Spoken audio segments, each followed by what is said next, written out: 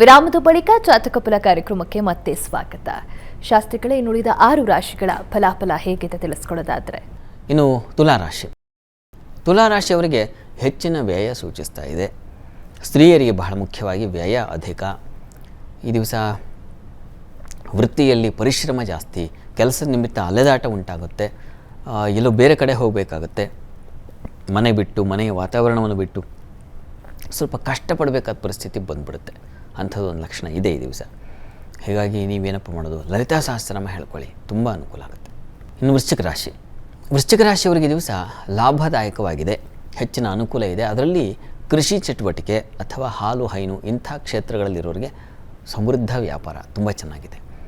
ಸಂಗಾತಿಯಲ್ಲೂ ಸಹಕಾರ ಚೆನ್ನಾಗಿದೆ, ವೃತ್ತಿಯಲ್ಲೂ ಹೆಚ್ಚಿನ ಅನುಕೂಲ ಕಾಣಲಿಕ್ಕೆ ಅವಕಾಶ ಇದೆ, ವ್ಯಾಪಾರಿಗಳಿಗೂ ಹೆಚ್ಚಿನ ಅನುಕೂಲ ಇದೆ, ಚೆನ್ನಾಗಿದೆ. ನಿಮ್ಮ ಪಾಲಿಗೆ ಒಳ್ಳೆಯ ದಿವಸ.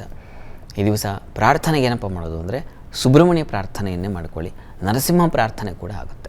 ಇನ್ನು ಧನುರಾಶಿಯವರಿಗೆ ನಿಮ್ಮ ರಾಶಿಯಿಂದ ಕರ್ಮಸ್ಥಾನದಲ್ಲಿ ಚಂದ್ರ ಇದ್ದರೆ ವೃತ್ತಿಯಲ್ಲಿ ಒಳ್ಳೆಯ ಫಲ ಇದೆ. ಆದರೆ ಮಾಂದಿ ಸೇರಿರೋದ್ರಿಂದ ವೃತ್ತಿಯಲ್ಲಿ ತೊಡಕುಗಳುಂಟಾಗುತ್ತೆ, ವಿಘ್ನಗಳು ಬರುತ್ತೆ, ಬೇಸರ ಉಂಟಾಗುತ್ತೆ. ಕೆಲಸ ಇದು ಬೇಡ, ಬೇರೆ ಕೆಲಸ ಏನಾದ್ರು ಮಾಡಲಾ ಅಂತ ಅನಿಸುತ್ತೆ. ಅಂತೂ ಮನಸ್ಸು ಚಂಚಲವಾಗುತ್ತೆ ವೃತ್ತಿಯಲ್ಲಿ. ಜೊತೆಗೆ ನಿಮ್ಮ ರಾಶಿಯಾಧಿಪತಿ ಕೂಡ ಷಷ್ಠದಲ್ಲಿದ್ದಾನೆ, ಹೀಗಾಗಿ ಆರೋಗ್ಯದಲ್ಲೂ ವ್ಯತ್ಯಾಸ ಆಗುತ್ತೆ. ಶತ್ರುಗಳ ಬಾಧೆ, ಸಾಲ ಬಾಧೆ ಸೂಚಿಸ್ತಾ ಇದೆ. ಸ್ವಲ್ಪ ಅಸಮಾಧಾನವಾಗಿದೆ ಈ ದಿವಸ ನಿಮ್ಮ ಪಾಲಿಗೆ. ಇದಕ್ಕೇನು ಮಾಡೋದು? ಗುರು ಪ್ರಾರ್ಥನೆ ಅಥವಾ ನಾನು ಪ್ರಾರಂಭದಲ್ಲಿ ಹೇಳಿದ್ನಲ್ಲ ಪ್ರದೋಷ ಪೂಜೆ, ಅದನ್ನು ಮಾಡಿ, ತುಂಬ ಸಹಾಯವಾಗುತ್ತೆ. ಇನ್ನು ಮಕರ ರಾಶಿಯವರಿಗೆ ದಿವಸ ವೃತ್ತಿಯಲ್ಲಿ ಅನುಕೂಲ ಇದೆ, ಹೆಚ್ಚಿನ ಕಾರ್ಯಗಳು ಮತ್ತು ಅದಕ್ಕೆ ನಿಮ್ಮ ಮನಸ್ಸಿಗೆ ಸಮಾಧಾನ ಇತ್ಯಾದಿ ಎಲ್ಲ ಕಾಣಲಿಕ್ಕೆ ಅವಕಾಶ ಇದೆ. ಕುಟುಂಬದಲ್ಲೂ ಅಷ್ಟೇ ಸಹಕಾರ ಸಿಗುತ್ತೆ, ಹಿರಿಯರಿಂದ ಒಂದು ಸಹಕಾರ ಸಿಗುತ್ತೆ, ಅವರ ಒಂದು ಮಾರ್ಗದರ್ಶನ ಸಿಗುತ್ತೆ, ಬಹಳ ಒಳ್ಳೆಯದು. ಈ ದಿವಸ ತಂದೆ ಮಕ್ಕಳಲ್ಲಿ ಸ್ವಲ್ಪ ಭಿನ್ನಾಭಿಪ್ರಾಯ ಬರುತ್ತದೆ, ಸಣ್ಣ ಪುಟ್ಟ, ಮತ್ತು ಸಂಗಾತಿಯ ನಡುವೆ ಭಿನ್ನಾಭಿಪ್ರಾಯಗಳು, ಮನಸ್ತಾಪಗಳು ಬರೋ ಸಾಧ್ಯತೆ ಇದೆ, ಸಣ್ಣ ಪ್ರಮಾಣದಲ್ಲಿ. ಆತಂಕ ಬೇಡ. ಪ್ರಾರ್ಥನೆಗೆ ನೀವು ಕೂಡ ಪ್ರದೋಷ ಪೂಜೆಯಲ್ಲಿ ಭಾಗಿಯಾಗಿ ಶಿವಶಕ್ತಿಯರ ಆರಾಧನೆ ಮಾಡಿ. ಇನ್ನು ಕುಂಭರಾಶಿಯವರಿಗೆ ದಿವಸ ನೋಡಿ, ಅಷ್ಟಮದಲ್ಲಿ ಚಂದ್ರ ಮಾಂದಿ ಇದ್ದಾಗ ಆರೋಗ್ಯ ವ್ಯತ್ಯಾಸ ಆಗುತ್ತೆ, ತುಂಬ ವ್ಯಯ ಮಾಡ್ಕೊಳ್ತೀರ, ತುಂಬ ನಷ್ಟ ಫಲ ಅಂತ ಕರೀತಾರೆ ಅದನ್ನು. ಅಂಥದ್ದೊಂದು ಫಲ ಇದೆ, ಸ್ವಲ್ಪ ಹುಷಾರಾಗಿರಿ. ಎಲ್ಲಿ ನಷ್ಟ ಆಗುತ್ತೆ ಗೊತ್ತಾಗೋದಿಲ್ಲ ಪಾಪ ನಿಮಗೆ. ಅದು ರಂಧ್ರಸ್ಥಾನ, ರಹಸ್ಯ ಸ್ಥಾನ ಅಂತ. ಹೀಗಾಗಿ ಯಾವ ಮೂಲಕ ಬಂದು ತೊಡಕಾಗುತ್ತೋ ಗೊತ್ತಾಗೋದಿಲ್ಲ, ಹುಷಾರು. ಇನ್ನು ಈ ದಿವಸ ಆಹಾರ ವ್ಯತ್ಯಾಸ ಇದೆ, ಸ್ವಲ್ಪ ಹುಷಾರಾಗಿರಿ. ಈ ದಿವಸ ಪ್ರಯಾಣದಲ್ಲಿ ಏನು ಅಂಥ ತೊಡಕಿಲ್ಲ, ಸುಖವಾಗಿರುತ್ತೆ. ಬಂಧು ಮಿತ್ರರ ಸಹಕಾರವೂ ಇರ್ತದೆ, ಆತಂಕ ಬೇಡ. ನಿಮಗೆ ತೊಡಕಿರ್ತಕ್ಕಂಥದ್ದೊಂದೇ ಅಷ್ಟಮ ಸ್ಥಾನ, ಹೀಗಾಗಿ ದುರ್ಗಾ ಪ್ರಾರ್ಥನೆ, ದುರ್ಗಾ ದರ್ಶನ ತುಂಬ ಒಳ್ಳೆಯದು.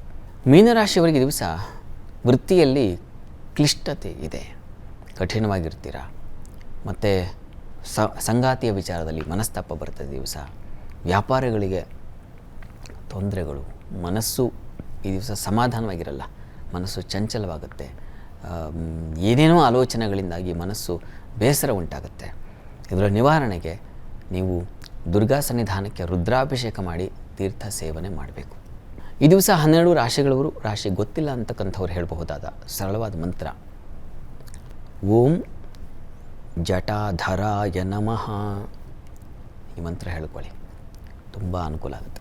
ಈ ದಿನದ ಸಂಚಿಕೆಯಲ್ಲಿ ಶಾಸ್ತ್ರಿಗಳೇ ಪಂಚಾಂಗದ ವಿಶೇಷತೆ ಜೊತೆಗೆ ಸೋಮಪ್ರದೋಷದ ಮಹತ್ವವನ್ನು, ಸೋಮಪ್ರದೋಷದ ಪೂಜೆಯನ್ನು ನಡೆಸಿದ್ರೆ ಈಶ್ವರನ ಕೃಪೆಗೆ ಹೇಗೆ ಪಾತ್ರರಾಗೋದು ಅನ್ನೋದನ್ನು ತಿಳಿಸ್ಕೊಟ್ರಿ. ಜೊತೆಗೆ 12 ರಾಶಿಗಳ ಫಲಾಫಲ ಹಾಗೆ ವೀಕ್ಷಕರು ಕಳಿಸಿರುವಂತಹ ಸಂದೇಶಗಳಿಗೆ ಉತ್ತರ, ಪರಿಹಾರಗಳನ್ನು ತಿಳಿಸ್ಕೊಟ್ರಿ. ಧನ್ಯವಾದಗಳು. ಸರ್ವೇ ಜನಾಃ ಸುಖಿನೋ ಭವಂತು, ಸಮಸ್ತ ಸನ್ಮಂಗಳಾನಿ ಭವಂತು. ಎಲ್ಲರಿಗೂ ಶುಭವಾಗಲಿ. ನೋಡಿದ್ರಲ್ಲ ವೀಕ್ಷಕರೇ, ಇದಾಗಿತ್ತು ಇವತ್ತಿನ ಜಾತಕ ಫಲ ವಿಶೇಷ ಕಾರ್ಯಕ್ರಮ. ನೇರ, ದಿಟ್ಟ, ನಿರಂತರ ಸುದ್ದಿಗಾಗಿ ನೋಡ್ತಾ ಇರಿ ಏಷ್ಯಾನೆಟ್ ಸುವರ್ಣ ನ್ಯೂಸ್.